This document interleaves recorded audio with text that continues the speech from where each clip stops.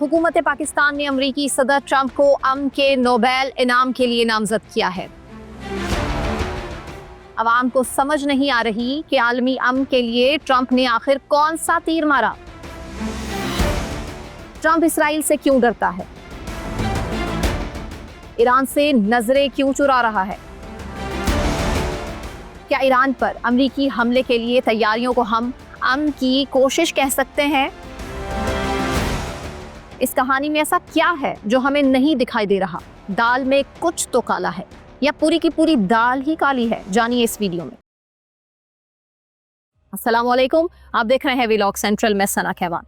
पिछले 24 घंटे में चंद अहम खबरें जरूर आपकी नजरों से गुजरी होंगी। पहली बड़ी खबर तो ये है कि हुकूमत पाकिस्तान ने अमरीकी सदर ट्रंप को अमन के नोबेल इनाम के लिए नामजद कर दिया। दूसरी अहम खबर ये कि अमरीकी नेशनल इंटेलिजेंस एजेंसी के सरबरा तुलसी गैबर्ट ने दावा किया है कि ईरान एटमी हथियार नहीं बना रहा है। कल सदर ट्रंप ने तुलसी गैबर्ट के इस दावे को ये कहकर मुस्तरद कर दिया कि वो गलत कह रही हैं। तीसरी अहम खबर ये थी ईरान ने जनेवा मुज़ाकरात में शिरकत से इनकार कर दिया।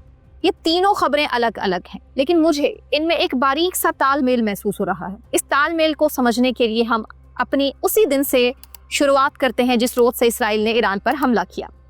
इसराइल की जानिब इस हमले की प्लानिंग ये सोचकर की गई थी कि ईरान का एयर डिफेंस सिस्टम हैक होने वाला है। ईरान की आला क़यादत के खात्मे के बाद ईरान के अंदर मौजूद मोसाद के एजेंट जब जगह जगह हमले करेंगे तो पूरे मुल्क में बेयकीनी और अफरा तफरी की फ़ज़ा बन जाएगी, जिससे फौरी रजीम चेंज हो जाएगा। इसराइल को पूरा यकीन था कि अचानक इस कदर बड़ा झटका लगने के बाद बाकी मानदा पॉलिटिकल और मिलिट्री क़यादत किसी जाए पनाह की तरफ दौड़ेगी और हर किसी को अपनी जान के लाले पड़ जाएंगे। लेकिन इसराइल का यही वो अंदाज़ा था जो मुकम्मल तौर पर गलत साबित हुआ। ईरानी क़यादत के ना हाथ फूले और ना ही पैर। ये वो वक्त था जब मुल्क का एयर डिफेंस ख़त्म हो चुका था और ईरानी फ़ज़ाओं में इसराइली लड़ाका तैयारे आज़ादाना परवाज़ ही नहीं कर रहे थे, बल्कि अहदाफ को बाकायदगी से निशाना भी बना रहे थे। लेकिन उसके बावजूद ईरान की सियासी ही नहीं, अस्करी क़यादत भी पूरी तरह यकसू नजर आई। उन्होंने 8 घंटे के अंदर अंदर न सिर्फ एयर डिफेंस का कंट्रोल वापस हासिल किया, नई क़यादत का ऐलान किया और उससे फारिग होते ही इसराइल पर मिसाइल्स की बारिश कर दी, और ये आज भी जारी है। यूं इसराइल अपने हमले के 20वें घंटे में आधी गेम तो मौके पे ही हार चुका।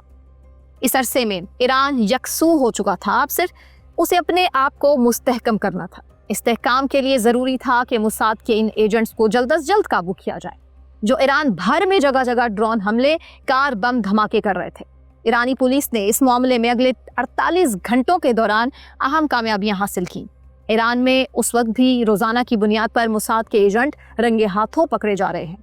उनसे बरामदशुदा साजो सामान में छोटे ड्रोन और बड़ी मिकदार में बारूद शामिल हैं, जिससे वाज़ेह हो चुका कि ये किस नौयत के मिशन पर थे। कहने में आम आदमी को ये सब कुछ बहुत आसान लग सकता है, मगर यह किस कदर गैर मामूली और किस कदर भयानक हो सकता था, इसका अंदाज़ा इस बात से लगाया जा सकता है कि दुनिया के रिटायर्ड मिलिट्री और इंटेलिजेंस अफसरान ही नहीं, अस्करी तज्जिया कार भी इस पर हैरान है। किसी को इस बात की तवक्को ही नहीं थी कि ईरान इस मुहलिक वार से संभल जाएगा। चंद एक माहिरीन जिन्हें लगता था कि शायद ईरान सूरत हाल पर काबू पा लेगा, वो भी कह रहे थे कि ईरान को कम से कम 1 हफ्ता ज़रूर लगेगा दोबारा इसराइल पर अटैक करने के लिए। ईरान ने एक और मामले में भी हैरान कुन सलाहियतों का मुजाहिरा किया। अगर आप जंग और जंगी हिकमत अमली के बारे में आप थोड़ा बहुत जानते हैं तो आप यकीनन मेरी बात को आसानी समझ पाएंगे। अपने मोबाइल, टीवी, कंप्यूटर स्क्रीन पर आम आदमी तो बस यही देख पाए कि ईरानी मिसाइल इसराइली शहरों पर गिर रहे हैं। वो इसराइली तबाहशुदा इमारतों और मलबे के ढेर भी देख रहे हैं, लेकिन ईरान ने ये मिसाइल बस दाग ही नहीं दिए थे, बल्कि उनका इस्तेमाल शतरंज के मोहरों की तरह किया है। ईरानी मिसाइल्स का हर हमला पूरी प्लानिंग के साथ पहले से तयशुदा अहदाफ की जानिब बढ़ा। हर हमले में ईरानी मिसाइल्स ने अपने अहदाफ हासिल करके दिखाए। मसलन पहली रात ईरान ने ड्रोन्स और लगभग 200 पुरानी टेक्नोलॉजी वाले बैलिस्टिक मिसाइल्स इसराइल के मुख्तलिफ मकामात की जानिब भेजे। उन ड्रोन्स और मिसाइल्स का मकसद इसके सिवा कुछ नहीं था कि इसराइल के एयर डिफेंस की मौजूदगी कंफर्म हो जाए, पता चल जाए कि ये कहाँ कहाँ नस्ब हैं और किस किस तरह काम करते हैं। वो अलग बात है कि बहुत से मिसाइल शहरों पर गिरे भी, लेकिन उनका असल मकसद हासिल नहीं हो सका। کیونکہ اسرائیلی ریڈارز اور ایئر ڈیفنس کو بے نقاب کرنا ہی ان کا مقصد تھا۔ اگلی 2 راتیں ایران نے ان ریڈارز اور ایئر ڈیفنس کو تباہ کرنے میں لگائیں اور چوتھی رات میزائلز کی کوالٹی بدل کر مہلک میزائل سے اسٹریٹجک اہداف کو نشانہ بنانا شروع کر دیا۔ چوتھی رات ایران نے حائفہ کی اس ریفائنری کو سب سے پہلے اڑایا جو جیٹ فیول تیار کرتی ہے۔ سوچئے یہ کتنا بڑا اٹیک۔ اسی طرح اسرائیل کے مختلف مقامات پر واقع جیٹ فیول کے ڈیپو بھی اڑا دیے، جبکہ گیس اور بجلی کے سپلائی کے مراکز کو بھی نشانے پر رکھ لیا۔ یہ اسی حملے کا ثمر تھا جو سب نے دیکھا کہ اس رات آئرن ڈوم نے اپنی ہی عمارتوں پر راکٹ داغنا شروع کر دیے تھے۔ 5ویں روز صبح سویرے ایرانی میزائلز نے تل ابیب میں واقع موساد ہیڈ کوارٹرز کو ہی نہیں بلکہ انتہائی خفیہ انٹیلیجنس ادارے یونٹ 8200 اور اس کے مواصلاتی نظام کو بھی اڑا دیا۔ یونٹ 8200 اسرائیل کی سگنلز انٹیلیجنس ایجنسی ہے۔ یہ امریکہ کی NSA کی طرح مواصلاتی جاسوسی کرتی ہے، یعنی فون، وائرلیس، سوشل میڈیا اور واٹس ایپ جیسے دیگر ذرائع مواصلات کو ہدف بنا کر وہاں سے ڈیٹا حاصل کرتی ہے۔ اسی دوران اسرائیل ایران کے سائبر اٹیک کی زد میں بھی آ گیا۔ سائبر اٹیک کے ذریعے مواصلاتی نظام، ٹیلی ویژن اسٹیشنز ہی نہیں بلکہ آئرن ڈوم کی بچی کچی بیٹریز کو بھی نشانہ بنایا گیا۔ یوں جنگ کے 5ویں روز نتن یاہو نے ہاتھ کھڑے کر دیے کہ اب وہ امریکی مدد کے بغیر کچھ بھی نہیں کر سکتا۔ اس روز صدر ٹرمپ G7 سمٹ کے لیے کینیڈا میں تھے اور یہ وہی ٹرمپ تھے جنہوں نے جنگ کے آغاز پر کہا تھا کہ ہمارا اس جنگ سے کوئی لینا دینا نہیں ہے، یہ اسرائیل کی جنگ ہے۔ لیکن 5ویں روز جب ایران اسرائیل کو گھٹنوں پر لے آیا تو انہیں G7 سمٹ چھوڑ کر ہنگامی طور پر واپس امریکہ لوٹنا پڑا۔ حواس باختہ ٹرمپ نے شاید دوران پرواز ہی وہ ٹویٹ کی جس میں انہوں نے تہران خالی کرنے کی وارننگ دی تھی۔ اسی روز اچانک امریکی ایئر ریفیولرز اور دیگر جنگی طیارے مشرق وسطیٰ کی طرف بڑھتے دکھائی دیے۔ گویا 5 روز قبل جس ٹرمپ کا یہ کہنا تھا کہ اس جنگ سے ہمارا کوئی لینا دینا نہیں ہے، یہ ہماری جنگ ہے ہی نہیں ہے بلکہ اسرائیل کی جنگ ہے، وہی ٹرمپ فقط 4 روز بعد خود اپنی زبان سے کہہ رہا تھا کہ تہران کو خالی کرو ورنہ میں آگ لگا دوں گا۔ سوچئے منافقت کی انتہا۔ اسرائیل کی حمایت میں اس قدر گرم جوشی کہ وہ یہ بات بھی بھول گئے کہ انہیں امن کا نوبیل انعام حاصل کرنا ہے۔ ٹکر کارلسن امریکہ کے معروف صحافی ہیں اور وہ ٹرمپ کے ذاتی دوست بھی ہیں۔ انہوں نے بروقت ٹرمپ کو خبردار کیا کہ اگر وہ اس جنگ میں کودے تو یہ اقدام امریکہ کے لیے تباہ کن ثابت ہوگا۔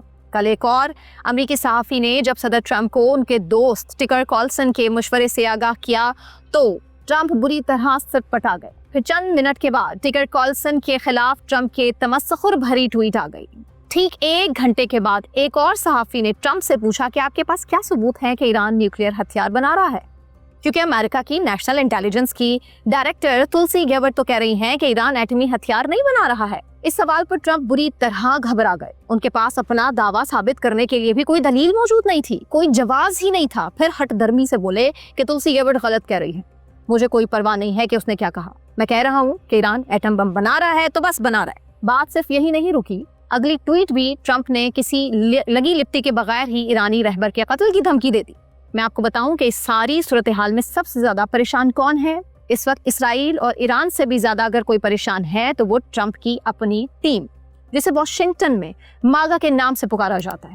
یہ ٹرمپ کی کچن کیبنٹ ہے۔ ایلون مسک، ٹکر کارلسن، تلسی گیبرٹ جیسے لوگ اس امید پر ٹرمپ کی انتخابی مہم میں شامل ہوئے تھے کہ ٹرمپ اقتدار میں آ کر امریکہ کو جنگوں سے نکال کر امن کی راہ پر ڈالے گا، اور ٹرمپ نے اپنی افتتاحی تقریر میں بھی یہی اعلان کیا تھا کہ وہ پوری دنیا میں امن قائم کرنا چاہتا ہے۔ اسی نظریے کی بنیاد پر ٹرمپ نے آؤ امریکہ کو پھر سے عظیم بنائے اس کا نعرہ لگایا تھا۔ صدارتی مہم کے دوران ٹرمپ کا موٹو یہی تھا۔ اسی نعرے کے سائے تلے ان کی پوری انتخابی مہم چلی تھی۔ اسی لیے آج پورا ٹرمپ کیمپ مضطرب ہے کہ یہ اچانک کیا چل رہا ہے۔ کوئی شخص اپنے پورے انتخابی ایجنڈے سے ہی یکایک یو ٹرن کیسے لے سکتا ہے؟ پریشانی کے اس عالم میں ٹویٹر پر کچھ معتبر امریکی اب یہ سرگوشیاں کرنے لگے ہیں کہ کیا ایلون مسک سچ کہہ رہا تھا کہ جیفری ایپسٹین فائل میں ڈونلڈ ٹرمپ کا نام بھی شامل ہے۔ جیفری ایپسٹین وہ شخص ہے جس نے خود اعتراف کیا تھا کہ وہ اسرائیل کی خفیہ ایجنسی موساد کا انڈر کور ایجنٹ ہے۔ اس نے تسلیم کیا تھا کہ اس نے موساد کے کہنے پر امریکی سیاستدانوں کی نازیبا ویڈیوز بنائی ہیں۔ موساد ان ویڈیوز کے ذریعے بااثر امریکیوں کو بلیک میل کرتی تھی اور ان سے اپنی مرضی کے فیصلے کرواتی تھی۔ جیفری ایپسٹین نے امریکہ کے جن اہم امریکہ کے اعلیٰ شخصیات کی نازیبا ویڈیوز بنائی، ان کی فہرست اس نے خود امریکی حکام کو فراہم کی۔ یہ ڈیٹا ایپسٹین فائلز کے نام سے مشہور ہے، لیکن کوئی نہیں جانتا کہ ان فائلز میں سے کس کس کا نام ہے۔ ابھی تک ایلون مسک واحد آدمی ہیں جنہوں نے دعویٰ کیا کہ صدر ٹرمپ کا نام ایپسٹین فائلز میں موجود ہے، اور جس دن یہ فائلز کھلیں گی دنیا کو سچ کا پتہ چل جائے گا۔ اگرچہ ایلون مسک نے چند گھنٹے بعد اپنی یہ ٹویٹ واپس لے لی، لیکن اس وقت تک سچ تو پوری دنیا پر آشکار ہو چکا تھا۔ صدر ٹرمپ کے سامنے اب صرف دو راستے ہیں۔ پہلا راستہ تو یہ ہے کہ وہ نتن یاہو کی مدد کریں اور ایران پر حملہ کر دیں۔ دوسرا راستہ یہ ہے کہ وہ امریکی عوام سے کیا گیا اپنا وعدہ پورا کریں، امن کی راہ ہموار کریں اور اس ناجائز جنگ ختم کرنے کے لیے اسرائیل کا ہاتھ روکیں۔ ٹرمپ کو سمجھ نہیں آ رہی کہ وہ اس مشکل ترین صورتحال میں فیصلہ کریں تو کیا کریں۔ یہ آگے کنواں پیچھے کھائے والا معاملہ ہے۔ ایپسٹین فائلز یا نوبیل انعام، ٹرمپ کو اب دونوں میں کسی ایک کا انتخاب تو کرنا ہوگا۔ اب یا تو اسے اسرائیل اور بھارت کے پلڑے میں وزن ڈالنا ہوگا یا کھل کر پاکستان ایران کی حمایت کرنا ہوگی۔ اب آپ یہ فیصلہ خود کر لیں کہ حکومت پاکستان نے اس موقع پر ٹرمپ کو نوبیل انعام کے لیے نامزد کر کے ماسٹر اسٹروک کھیلا ہے یا پھر سفارتی ناپختگی کا ثبوت دیا۔ آپ کی رائے جو بھی ہے ہمیں اس سے آگاہ کیجیے، کامنٹ سیکشن میں ضرور بتائیے۔ اپنا بہت خیال رکھیے۔ اللہ حافظ۔